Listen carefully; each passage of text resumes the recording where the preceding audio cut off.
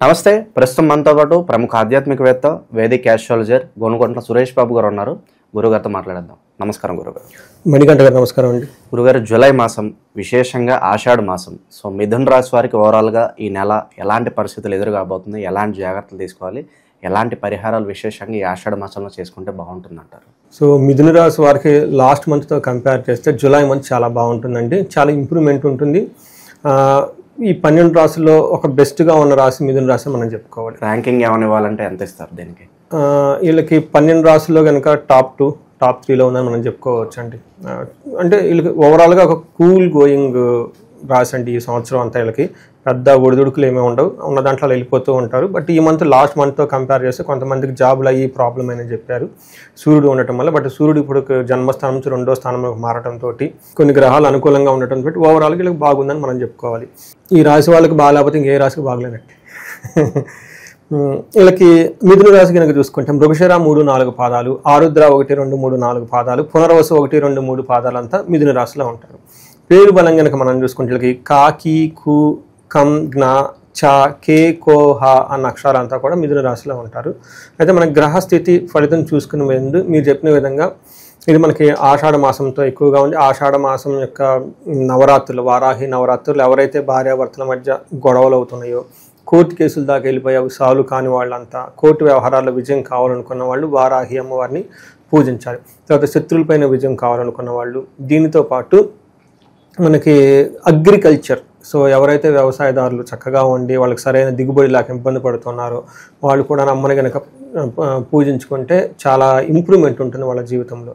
వీటితో పాటు మనకి జూలై 10న గురు పూర్ణిమ ఉంది. ఎవరికైతే జాతకంలో గురువు సరిగా లేడో వాళ్ళు ఖచ్చితంగా గురువుని కనుక ప్రార్థించిన, వాళ్ళకి సంబంధించిన టీచర్లు కానీ మెంటార్స్, ఎక్స్పర్ట్స్ని కలిసి వాళ్ళ ఆశీర్వాదం తీసుకుంటే బాగా కలిసి వస్తుంది వీళ్ళకి. అంతేకాకుండా వీళ్ళకి నాగపంచమి, నాగుల పంచమి అంటారు.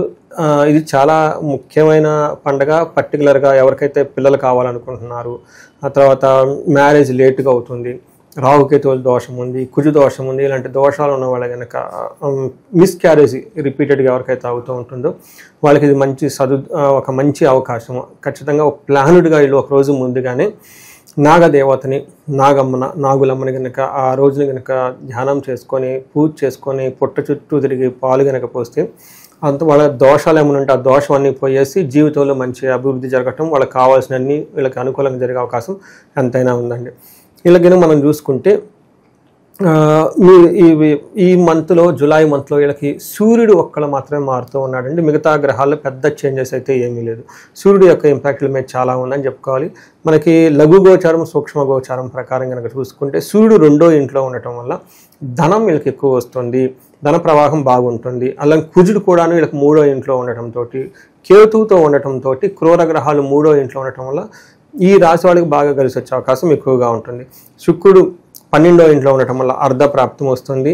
తర్వాత గురువు కొంచెం ఇబ్బందులు పెడుతున్నారు. ఓవరాల్గా కనుక చూసుకుంటే మేజర్ గ్రహాలన్నీ వీళ్ళకి చాలా అనుకూలంగా ఉన్నాయి. పర్టికులర్గా సూర్యుడు కానివ్వండి, కుజుడు కానివ్వండి, శుక్రుడు, వీళ్ళంతా మంచి బెనిఫిట్ ఇచ్చే పొజిషన్లో ఉన్నారండి వీళ్ళు.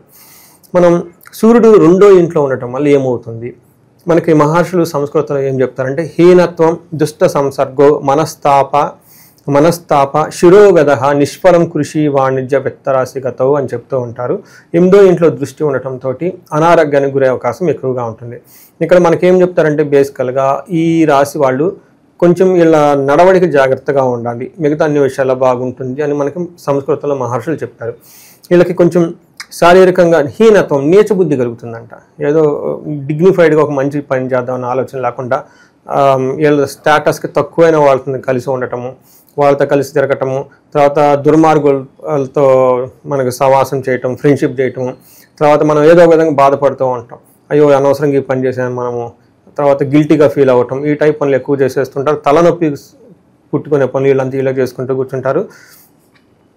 ఇతరులు వచ్చే మోసగింట పడతారు. ఇది చాలా జాగ్రత్తగా ఉండాలి. ఎందుకంటే మనం మంచి వాళ్ళ దగ్గర ఉంటే మంచిగా చేస్తారు, చెడు వాళ్ళ దగ్గర ఉంటే చెడు చేస్తారు.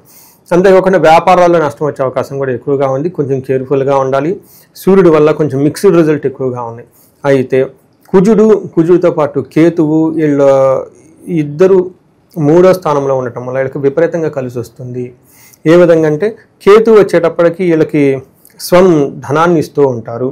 తర్వాత కుజుడు శత్రువులపైన ఆధిక్యతని అగైన్ ధనాన్ని ఇస్తూ ఉంటారు. ఈ 2 గ్రహాలు కలిసి వీళ్ళకి 3వ స్థానంలో ఉండటం వల్ల ఏమని చెప్తారంటే మన మహర్షులు సంస్కృతంలో విత్తలాభ సదవ ఆరోగ్య మిష్ట సిద్ధి సుఖావహ వస్త్రలాభో ధన ప్రాప్తి తృతీయ స్థానగే కుజే అని చెప్తారు. 3వ ఇంట్లో కుజుడి కనుక ఉండటం వల్ల ధనలాభము, మంచి ఆరోగ్యము, కోరుకునేవన్నీ పొందుట, ధనము, సుఖము, వస్త్రలాభము, ధనలాభము, బంగారు వస్తువులు కొనే అవకాశం ఎక్కువగా ఉంటుంది. అంతేకాకుండా 6వ ఇంట్లో 10వ ఇంట్లో దృష్టి ఉండటం వల్ల కెరియర్లో కూడా చాలా గ్రోత్ ఉంటుంది.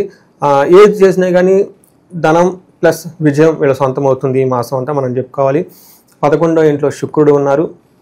అగైన్ శుక్రుడు వీళ్ళకి పుష్టి, శారీరకంగా చాలా బాగుంటారు. శుక్రుడు అంటే మనకు అందంగా ఉండటం, love, dignity, romance, arts, crafts, ఇవన్నీ మూవీస్, వీటికి సంబంధించిన కారకుడు అంతా శుక్రుడు కాబట్టి ఈ నెలకి విశేషంగా యోగ్యతనిస్తూ ఉండటంతో పాటు ఏ విధంగా ఉంటారంటే పుష్టిం కాంతిం తదా కీర్తి ఇష్టసిద్ధి కార్య సాధకం క్షీరాన్న భోజనం కుర్యా చక్ర ఏకాదశే ఫలం అని చెప్తారు. 11వ ఇంట్లో కనుక శుక్రుడు ఉండటం వల్ల పుష్టిగా ఉంటారు, శారీరకంగా కాంతివంతంగా ఉంటారు, కీర్తి ప్రతిష్టలు బాగుంటాయి, ఇష్టసిద్ధి కార్య సాధకం అనుకున్న పనులని చక్కగా సాధించుకుంటూ ఉంటారు, క్షీరాన్న భోజనం మంచి భోజనం చేసేస్తూ ఉంటారు, అన్ని విషయాల్లో వీళ్ళకి జయం కలుగుతుంది అని చెప్పేసి చెప్తూ ఉంటారు. ఒక్క విషయంలో జాగ్రత్తగా ఉండాలి, పిల్లల విషయం వీళ్ళు కొంచెం జాగ్రత్తగా ఉండాల్సిన అవసరం ఎంతైనా ఉండాలి. ఇక ఈ రాశిలో ఏ నక్షత్రాల వాళ్ళు ఉంటారు, వాళ్ళకి ఎలా ఉండబోతుంది గురువు? మనకి మృగశిర, ఆరుద్ర, పునర్వసు 3 నక్షత్రాలు ఇందులో ఉంటాయి. మృగశిర వాళ్ళకి ఫస్ట్ చూసుకుంటే ఐశ్వర్యవంతంగా ఉంటుంది, ధనలాభం ఉంటుంది, మృష్టాన్న భోజనం, చక్కగా పార్టీల్లోను ఫంక్షన్లోను టైం స్పెండ్ చేస్తూ ఉంటారు. ఛాలెంజెస్ వీళ్ళకి గొడవలు, నాశనము చూపిస్తుందండి. వీళ్ళకి ఎవరితో కావాలని గొడవలు పెట్టుకోవటం కానివ్వండి, అనవసరమైన ఒక పని ఆగిపోవడంతో ఇబ్బందులు పడే అవకాశం ఎక్కువగా ఉంటుంది. ఆరుద్ర నక్షత్రం వాళ్ళకి ఐశ్వర్యవంతంగా ఉంటుంది, ధనలాభము చూపిస్తుంది, కలహము, నాశనము 2 ప్రతికూలంగా ఉండే అవకాశం ఎక్కువగా ఉంటుంది. ఇక్కడ నాశనం అంటే ఏదైనా తలపెట్టిన పని ఇంతకుముందు ఈ టైంలో బ్రేక్ వచ్చి ఆగిపోయే అవకాశం ఎక్కువగా ఉంటుంది. అగైన్ పునర్వసు నక్షత్రం వాళ్ళని కనుక చూసుకుంటే వీళ్ళకి ఐశ్వర్యవంతంగా ఉంటుంది, ధనలాభం ఉంటుంది, సంపదలు ఉంటారు, క్షేమంగా ఉంటారు, చాలా పాజిటివ్గా ఉన్నాయి. అయితే వీళ్ళకి నెగిటివ్ సైడ్లో మనకి ప్రతికూల పరిస్థితులు కనుక చూసుకుంటే నాశనము, కలహము అని మనకు చూపిస్తూ ఉంది. ఏదో ఒక పని వీళ్ళకి అనుకోని విధంగా జరగకపోవడంతో వీళ్ళు అప్సెట్ అయిపోయి వృధాగా వీళ్ళ చుట్టూ గొడవలు జరిగే అవకాశం ఎక్కువగా ఉంటుంది. సో ఈ విషయాలన్నీ కొంచెం గమనించుకొని జాగ్రత్తగా ఉండాలి. ఆరుద్ర నక్షత్రం వాళ్ళకి సుఖనాశనం అని మనకు చెప్తూ ఉంటారు. ఇప్పటిదాకా వాళ్ళు ఇంట్లో కానివ్వండి, తెలిసిన వాళ్ళు కొంచెం కంఫర్టబుల్గా లగ్జరీగా ఉన్న వాళ్ళు కాస్త ఆ సుఖం వీళ్ళకి కొంచెం దూరం అవడంతో కొంచెం అప్సెట్ అయ్యే అవకాశం ఎక్కువగా ఉంటుంది. పునర్వసు నక్షత్రంలో సూర్యుడు గమనం ఉంది కాబట్టి వీళ్ళు కొంచెం జాగ్రత్తగా ఉండాలి. ఎందుకంటే సూర్యుడు ఎక్కడైతే ఏ నక్షత్రంలో ఉంటారో ఆ నక్షత్రం వాళ్ళకి గ్యాస్ట్రైటిస్ రావటం, చెస్ట్ పెయిన్ రావటం ఇవన్నీ వచ్చే అవకాశం ఎక్కువగా ఉంటుంది. హార్ట్ పేషెంట్స్ ఎవరైనా కనుక ఉంటే స్టంట్స్ అవన్నీ వేసుకొని వాళ్ళు కొంచెం రెగ్యులర్గా వాళ్ళు డైట్ ప్రాపర్గా తీసుకోవటం, తర్వాత వీళ్ళకి కొంచెం వాకింగ్ అవన్నీ జాగ్రత్తగా చేస్తూ కేర్ఫుల్గా ఉండాల్సిన అవసరం వీళ్ళకి ఎక్కువ ఉందండి. ఓకే, ఇక విశేషంగా ఆషాఢ మాసం కాబట్టి మిథున రాశి వాళ్ళు ఎలాంటి పరిహారాలు చేసుకుంటే బాగుంటుంది గురువు? సో పరిహారాలు వీళ్ళు మనం చూసుకున్నాం అనుకోండి, ఎక్కువగా వీళ్ళకి ఐశ్వర్యం ఎక్కువ చూపిస్తుంది. ఈ రాశి వాళ్ళకి ఖచ్చితంగా ధనం రావాలి. ఎవరైనా ధనానికి కానీ ఇబ్బందులు పడుతున్నా, అబ్బుందరు ఇబ్బంది పడుతున్నా కుబేరు పాశుపతం చేసుకోవటం, మహాలక్ష్మి విశేష హోమం చేసుకోవటం చాలా ఉత్తమం. వీళ్ళకి కలహము, గొడవలు అవుతున్నాయి కాబట్టి అండి వీళ్ళకి ఆషాఢ నవరాత్రులు మనం చెప్పుకునే విధంగా వీళ్ళు ఖచ్చితంగా పాటిస్తే చాలా బాగుంటుంది. సుబ్రహ్మణ్యేశ్వర స్వామి భుజంగ స్తోత్రము, లేదంటే వీళ్ళు సుదర్శన హోమము అని ఉంటుందండి. ఈ ఉగ్రరూపమైన నరసింహస్వామికి సంబంధించిన సుదర్శన యంత్రము, సుదర్శన హోమం కనుక చేసుకుంటే ఎలాంటి ఇబ్బందులు లేకుండా వీళ్ళకి కాపాడబడుతూ ఉంటారు.